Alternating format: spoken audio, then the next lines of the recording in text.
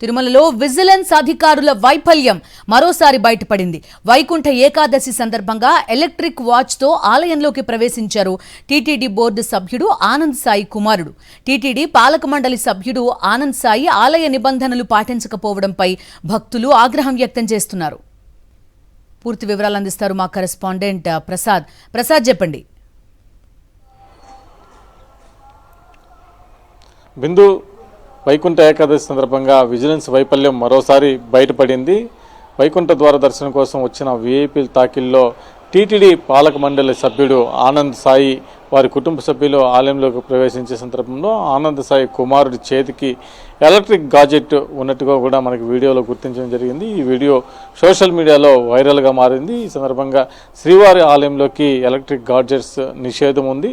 అయినా కూడా టీటీడీ పాలక మండలి సభ్యులుగా ఉండి ఇలాంటి వాటిని పక్కనే ఉండి చూస్తూ ఉండడంలో ఆలయంలోకి ప్రవేశించడం అనేది ఇక్కడ వివాదాస్పదంగా మారుతుంది. మరోపక్క శ్రీవారి ఆలయంలోకి వెళ్లే సందర్భంలో 3 ప్రాంతాల్లో టీటీడీ విజిలెన్స్ అధికారులు తనిఖీలు కూడా నిర్వహిస్తారు. అయినా కూడా ఈ ఎలక్ట్రిక్ వాచ్ని అక్కడ సిబ్బంది గుర్తించకపోవడం అనేది ఇక్కడ విజిలెన్స్ వైఫల్యాన్ని మరోసారి గుర్తు చేస్తున్న పరిస్థితి.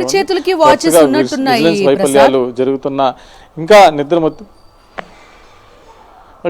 ఆనంద్ సాయి చేతికి ఉన్న వాచ్ కూడా ఎలక్ట్రిక్ వాచ్ ఉంది. అదేవిధంగా వాళ్ళ కొడుకు కూడా ఇద్దరిది ఎలక్ట్రిక్ గాడ్జెట్సే.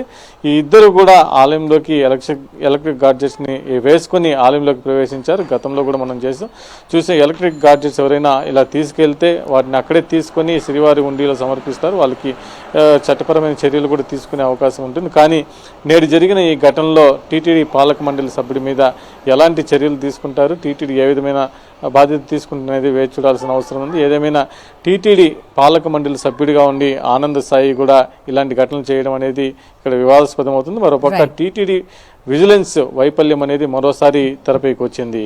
బిందు. రైట్ ప్రసాద్.